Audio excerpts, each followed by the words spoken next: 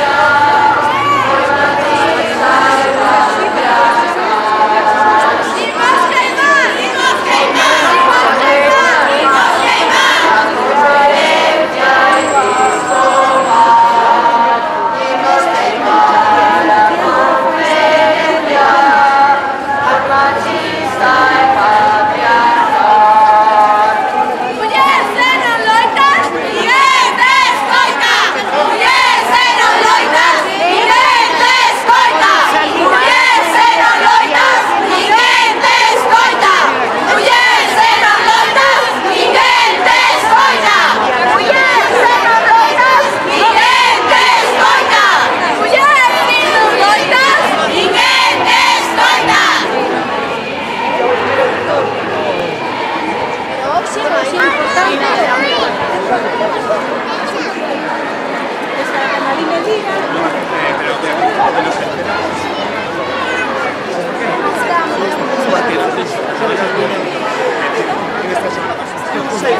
se cuadre, Carlos. Yo soy esta programa de un sí, pero sí el correo. Pero claro,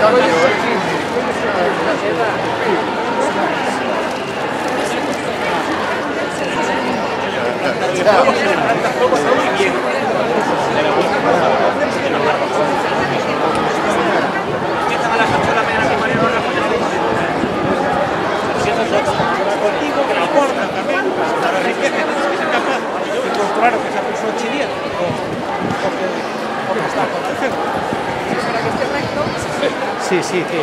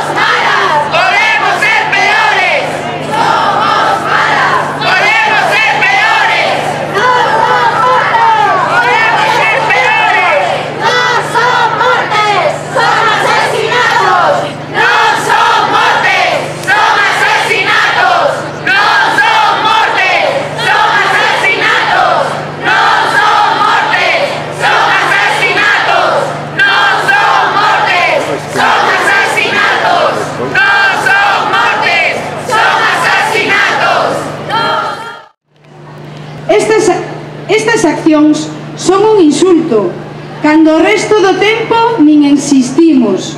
Somos un mero protocolo de actuación ante a noticia dunha asasinada, dunha muller, de varias, de moitas. Desculpade as molestias, estánnos asasinando. Desculpade o noso terror, estánnos violando. Desculpade as nosas peticións, estánnos empobrecendo, ninguneando, deslegitimando, sometendo. Desculpade, queremos ser e estar. Non son nos minutos de silencio, neses non queremos estar. O propio sistema encárgase de pechar o ciclo sen afondar máis alá.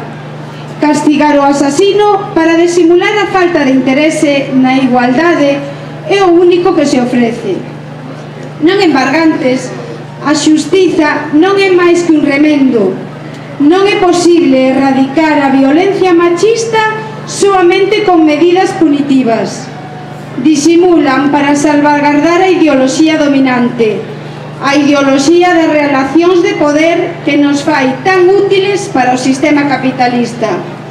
En primeiro lugar, fai que asumamos con naturalidade que unhas persoas nacen con privilexios sobre outras, ou cando menos, con distintos papéis asignados en función do seu sexo, e despois en función da súa clase social, raza, etnia, cor de pel, religión, país de orixe, identidade sexual e tantos etcéteras. Normalizamos as injusticias e os desequilibrios de xeito que se nos presentan como normais e, polo tanto, non podemos nin debemos mudalas. Seríamos revolucionarias e antisistema. En segundo lugar, que o capitalismo nos use as mulleres mercantilizando os nosos corpos, o noso tempo, os nosos desexos, forma parte imprescindible da acumulación de capital en contra dos dereitos sociais. Quen coida da vida desenvolvendo traballos non remunerados e, polo tanto, nunha lógica do diñeiro sen prestixio social? Rachemos coa cultura da violación, coa cultura da violencia que pon o foco sobre a vítima e poñamos o foco sobre os agresores e a cultura que os incita a cometer os abusos que nos afectan a todas e a cada unha. Cando agriden a unha, nos agriden a todas. Non é metafórico, xa que coas agresións preténdese que esteamos pasivas, inanes, temerosas, inseguras e coartar a nosa liberdade. Non, berramos que a cada agresión levantan a nosa ira. O androcentrismo non vai seguir ocultando a nosa voz. Queremos que as regras de xogo non dependan de se nacemos nenas, nenos ou transxénero. Queremos vivir sin medo. Queremos vivir libres, querémonos vivas, e para iso precisamos de tornar as regras de xogo capitalista e patriarcal no que o sistema está nos exterminando. Está acabando coas nosas vidas, a nosa economía, a nosa autonomía e a nosa dignidade. Cada xesto machista nesta sociedade e nas nosas vidas significa un paso máis cara a outro feminicidio. Freemos o seu avance, erradiquemos o terrorismo machista para non ter que celebrar días como este. E mentras iso non suceda, seguiremos en marcha ata que todas sexamos libres.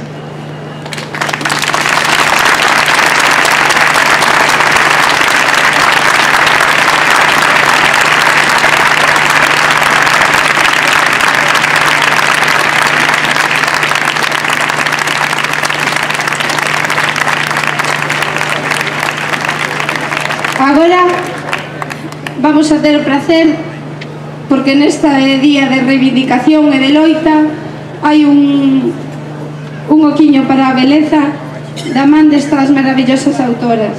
En primeiro lugar, lerá o seu texto Marta da Costa. Boa tarde, para min é unha honra ler aquí un poema e unha necesidade de participar en actos como este, porque é fundamental que sigamos denunciando a violencia. A violencia é unha pirámide. Na cúspide da pirámide está o feminicidio, mas ten unha base moi larga. Como podíamos comprobar estes días, as que participamos a través das redes sociais, contando cal fora o noso primeiro acoso. E esa é unha maneira de comezar a visibilizar a violencia, de non calar e de dicir que o que é aparentemente normal non o é. Non podemos seguir permitindo que se normalice determinado tipo de comportamentos.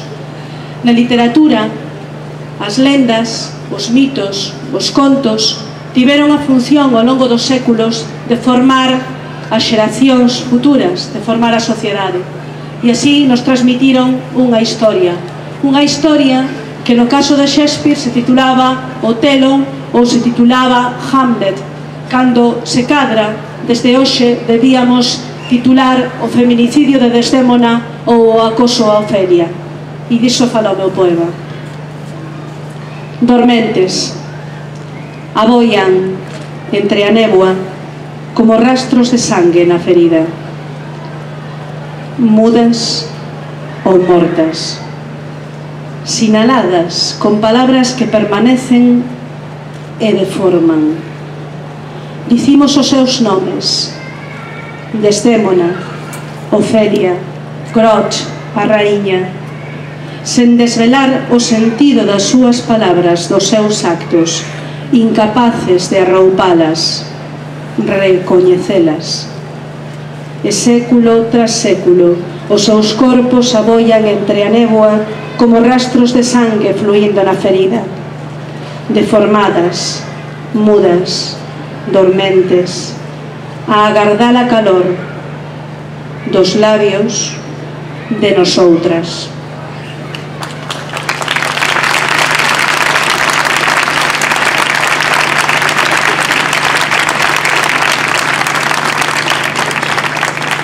Agora a poeta Nair Marrou.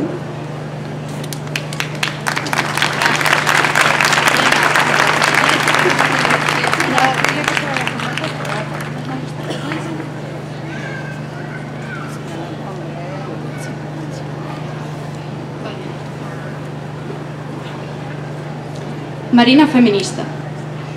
Alzamos a voz e levantamos o puño, como se a loita fora súa estivéramos equivocadas. Hai que loitar, non que gritar. Alzamos o puño e levantannos a voz, como se a loita fora só nosa e estivéramos equivocadas. Hai que gritar, non que loitar. Izamos a bandeira e elévano a áncora, como se a loita estivera lonxe, estivéramos equivocadas.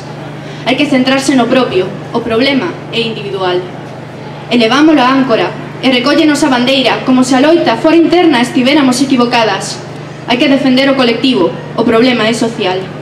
Facemos e nos desfacemos e no afán. Loitamos contra os que matan e cálanos asesinando as nosas palabras. Loitamos contra os que insultan, denigran, martirizan e arrebátanos, convertendo en súas as nosas fazañas. Se me chamo feminista, chámame embrista. Se me chamo pacifista, chámame ilusionista. Pero se me chamo lutadora, chámame peligro. Chámame perigo e loitan contra o que fago e buscan desfacelo e desfan co que loitei sen lograr facelo. E alzo a voz e o puño, izo a bandeira, ancoro a áncora. Grito e loito, e chámame feminista, pacifista, loitadora, sobre todo, peligro.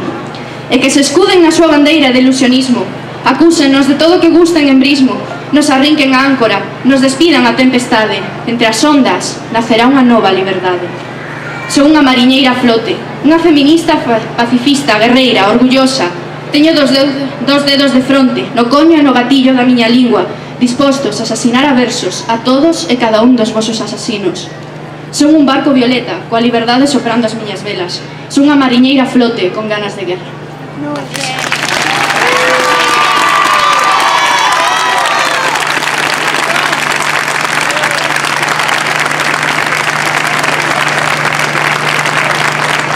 Cruz Martínez.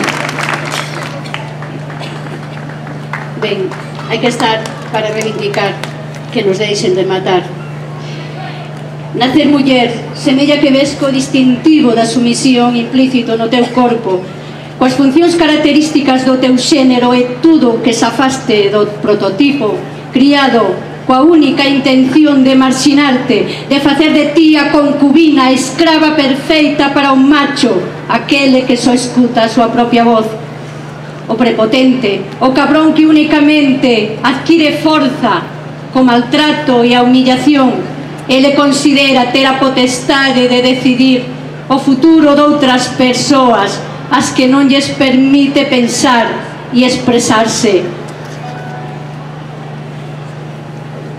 En vista diso, das secuencias ininterruptas da violencia, acóllete unha conmoción aflictiva do espírito e parece que non existe antídinico adecuado para a súa curabilidade.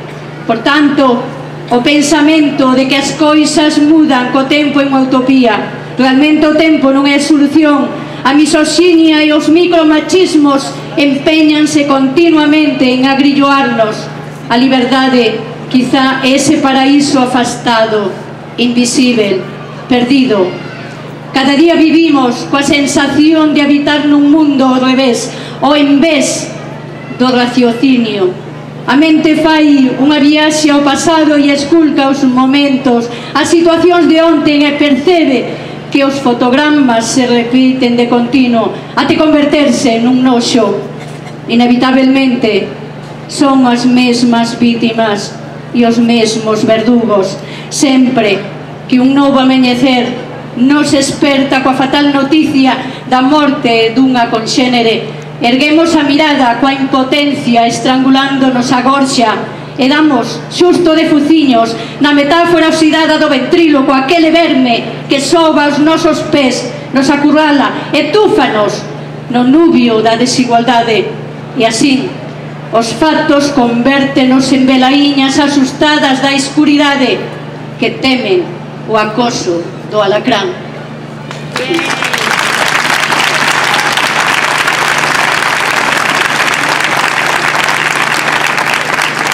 Rosa Martínez.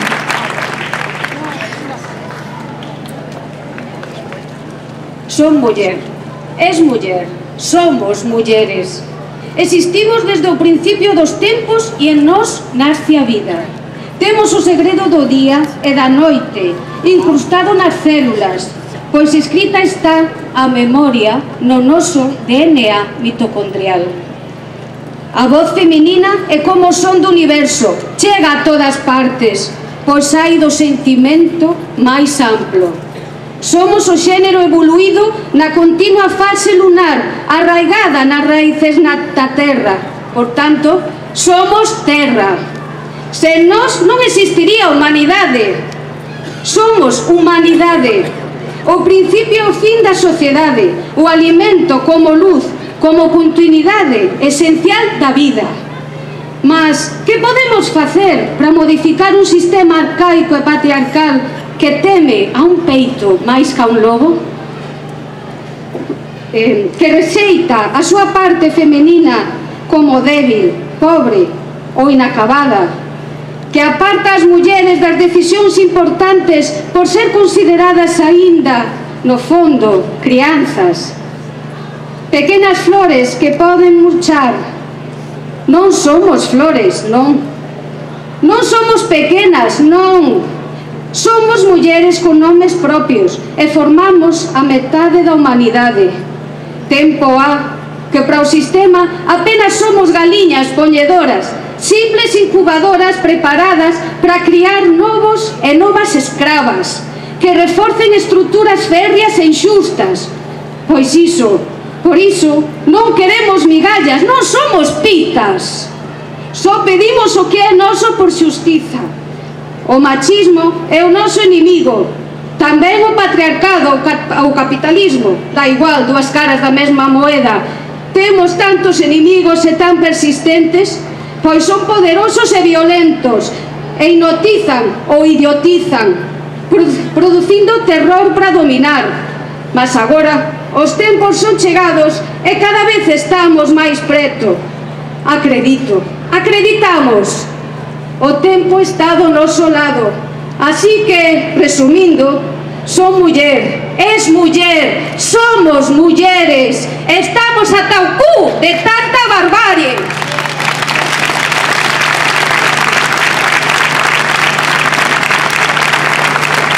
Graciela Vaquero Ruibal.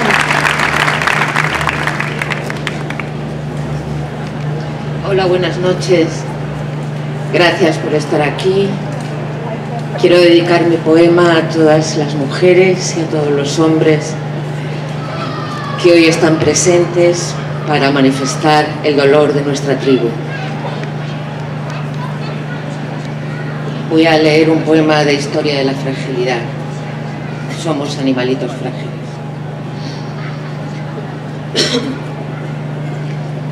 No logro acostumbrarme al peligro de mi sexo. No hay manera. En un empeño ciego que cruza por todas las edades, mi hembra y yo hemos ido buscando los remansos, pero el tiempo se expande a ambos lados de la carne y la tarea contiene su propio desperdicio. Juntas desplegamos la mortaja de las púberes, recogemos la madeja ciega de un antiguo pecado y somos testigos hasta hacernos gemir. Gemir. Y la distancia regresa a nuestro cuenco vacío. Al vernos lapidadas en Nigeria, mutiladas en Egipto, vendidas en la India, torturadas aquí. Gemir. Y la ola te atrapa nuevamente en su arrastre, al vernos muertas una y otra vez, después de un verdadero sufrimiento. Bien, Graciela, bravo.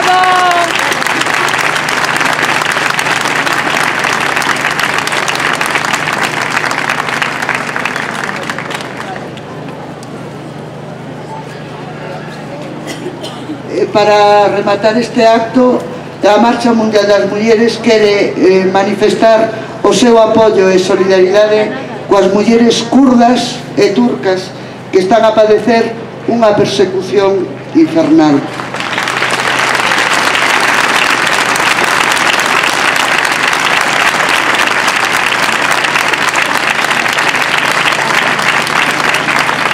A represión do goberno turco non ten fin e a persecución emprendida no ano 2015 intensificouse nos últimos meses. As últimas agresións de Ankara golpearon as militantes feministas que traballan polos dereitos das mulleres e en contra da opresión do Estado turco. En xaneiro do 2016, a policía turca asasinou a tiros as activistas kurdas Sebe Demir, Pakis Nayir, Fatma Al-Yar. Demir foi a impulsora da Marcha Mundial das Mulleres no Kurdistán. En abril, a mesma policía entrou na sede kurda do Congreso de Mulleres Libres e, ademais de requisar todo o material, detiveron a 6 militantes e encarceraron a outras 4. A principio de novembro, detiveron a 12 parlamentarias e parlamentarios do Partido Democrático dos Povos, entre elas Ayla Katata e Gultan Kisana, dúas mulleres que se dedican á acción política feminista. Nos últimos 15 meses detiveron e torturaron a unhas 100 mulleres kurdas. Tendo como base a resistencia e a urbanización, as mulleres do Kurdistán siguen en loita, superando cada obstáculo. Por si isto fora pouco, o 13 de novembro o goberno turco pechou 370 asociacións de mulleres kurdas e turcas coa excusa do estado de emerxencia. Entre elas, o Congreso de Mulleres Libres e outras asociacións. Pechou a Casa de Mulleres de Mus ou a Casa de Solidaridade. O goberno de Erdogan aproveitou un encontro da Marcha Mundial das Mulleres de Turquía para pechar estas asociacións. As mulleres viven desde a chegada de Erdogan ao goberno de Turquía unha loita constante contra os recortes nos seus dereitos civis e políticos.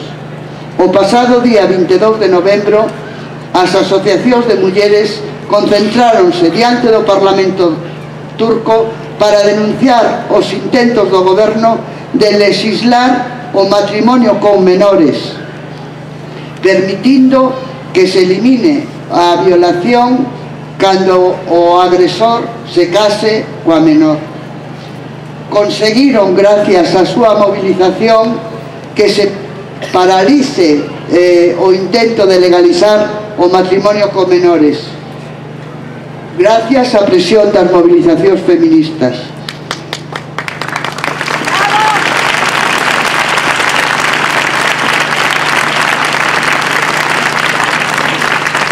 Pero tentarán de novo voltar a presentarlo ante o Parlamento sen renunciar en ningún momento a abrir a porta a que os abusos sobre as menores sexan legalizados e que os dereitos das mulleres retrocedan décadas.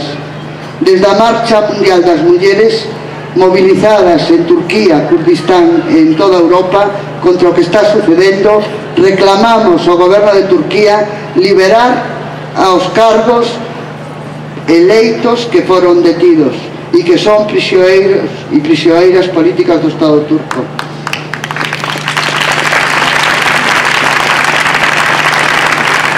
Que se elimine a lei que suspende actualmente a acción das organizacións non gubernamentais e feministas e a retirada da lei que pretende a legalización do matrimonio con menores.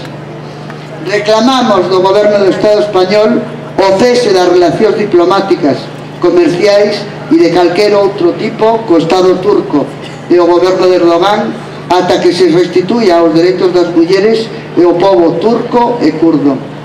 Ademais, exiximos ao Estado español que demande da Unión Europea o cese de todos os acordos que mantén con Turquía ata que estes dereitos sexan restituídos.